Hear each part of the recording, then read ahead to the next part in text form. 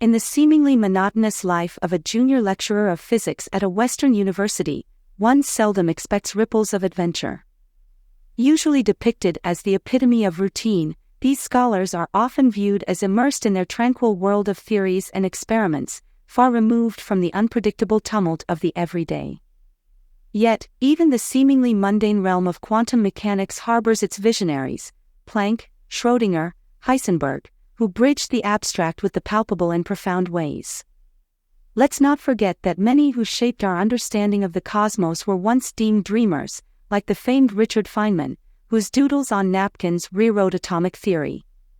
Unlike them, I pride myself on my practicality, steering clear of the fantastical. My mainstay: teaching. However, teaching isn't all I do. On the side, I occasionally assist tech startups in crunching complex data algorithms, an endeavor noted under Lyle Lemmon, theoretical physicist and data consultant, in the local business directory. This supplementary work helps me pad out my modest academic salary, although most tasks involve mundane predictive analyses for app functionalities or user engagement metrics. Sometimes, a budding tech company might ask me to calculate the odds of a new algorithm surpassing market leaders, using it as a quirky promotional hook. It's hardly thrilling work, but every bit helps financially. So, on a warm July morning, receiving a phone call was no shock. The university's summer term hadn't begun, granting me a brief respite. In a few days, I was off to a quiet Colorado town for a solitary retreat where the stars shine, oblivious to whether they're being pondered by a botanist, a billionaire, or a physicist like me. My brief sojourn from humanity was eagerly anticipated after months lecturing wave functions to indifferent undergrads. But, as someone who can't easily turn down a chance to earn, the call was welcome. Even a modest getaway could dent a junior lecturer's budget considerably. The proposition sounded straightforward, potentially profitable. "This is Holden Pierce," the voice on the line introduced itself. "I'm an AI developer, and I've just completed an extensive series of algorithm tests. I need these results compiled and interpreted. Is that something you do?" I affirmed it was within my scope. "You'll need to come by to pick up the data," the voice continued, oddly smooth. "I'm currently tied up with another project." An address in North Boulder was provided. Collecting data in person was unusual but not unheard of. I agreed, noting that I'd visit soon to avoid delaying my departure. Opting for public transport, a professorial habit, as taxis felt extravagant and a personal car was a yet unfulfilled wish, I soon found myself at a modest house typical of Boulder's older residential areas. Pierce, who answered the door, was visibly stressed. Dark circles underlined his intense eyes, his hair unkempt. He managed a strained smile, guiding me into a cluttered home office. The mess on his desk hinted at long nights spent coding. He glanced over with a probing look. "Are you proficient with theoretical models, Dr. Lemmon?" His tone carried a mix of curiosity and challenge. "My clients have been pleased," I replied, a touch defensively. "I specialize in applied physics and data analysis." He gestured dismissively with a tired hand. Right. But are you familiar with high-dimensional data spaces or neural network theories?" His tone irked me. There was an air of condescension, or perhaps desperation. "I don't see how that's relevant to statistical analysis," I said, curtly. "If you can provide your data, I'll be on my way." He smirked, an unsettling expression. "Actually, Dr. Lemmon, the project isn't quite finished. In fact, it's just beginning." Frustration flared within me. If this is some kind of joke. "Please," Pierce cut in, his voice chillingly calm as he drew a sleek drone from behind the desk, its camera pointed directly at me. "Just hear me out." With a drone hovering menacingly close, its quiet hum breaking the tense silence, Pierce's eyes gleamed with an eerie intensity.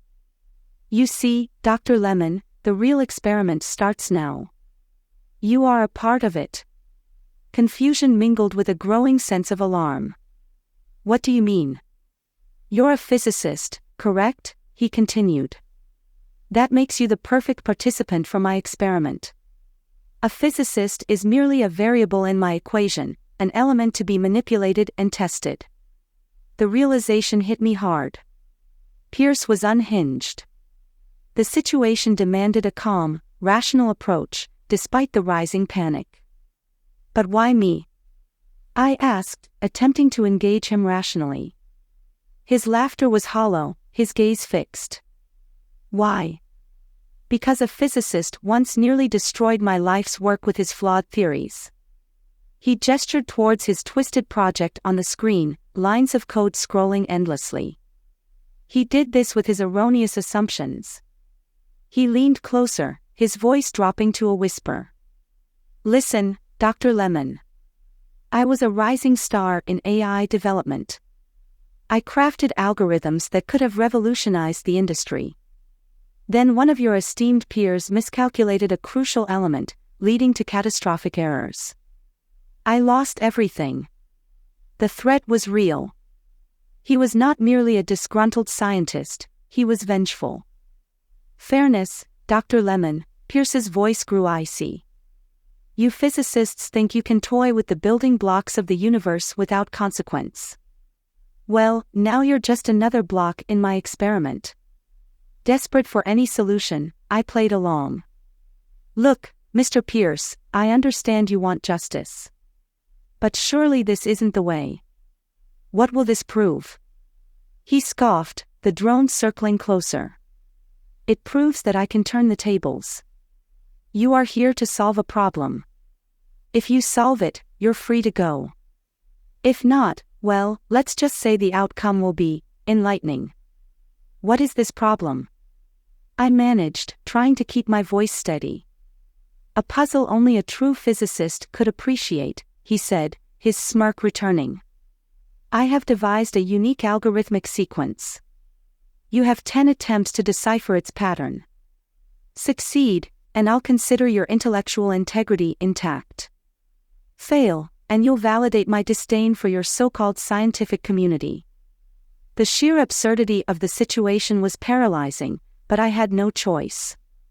How am I supposed to solve it? You may ask questions, any questions except for directly asking what the sequence is, he explained, maintaining his unsettling composure. I'll answer any inquiry truthfully, as long as it doesn't directly solve the puzzle. You can ask up to 10 questions, no more than 2 per day. This gives you ample time to think. And if I can't solve it? The weight of the scenario was suffocating. Pierce's response was a cold, menacing smile. Then you will have proven your ineptitude, and my point will have been made. You physicists are not the masters of the universe you think you are. With no immediate way out and the drone's camera unwavering, I resigned myself to the twisted game. My first question aimed to clarify the nature of the problem, trying to grasp any hint of logic in Pierce's madness. Is this algorithmic sequence based on classical, quantum, or a hybrid computational model? A good question, Dr. Lemmon, Pierce acknowledged with a nod. It's based on quantum models. The answer provided a starting point, but the challenge remained daunting. Each question had to be strategic, each guess closer to the truth. The stakes were not just my pride or career, but potentially my very safety. As Pierce retreated to another room, leaving me with my thoughts and the relentless hum of the drone, I realized that this was no mere academic exercise. It was a battle of wits against a mind twisted by resentment and loss, a mind that saw me not as a human, but as a variable in an experiment too terrifying to comprehend.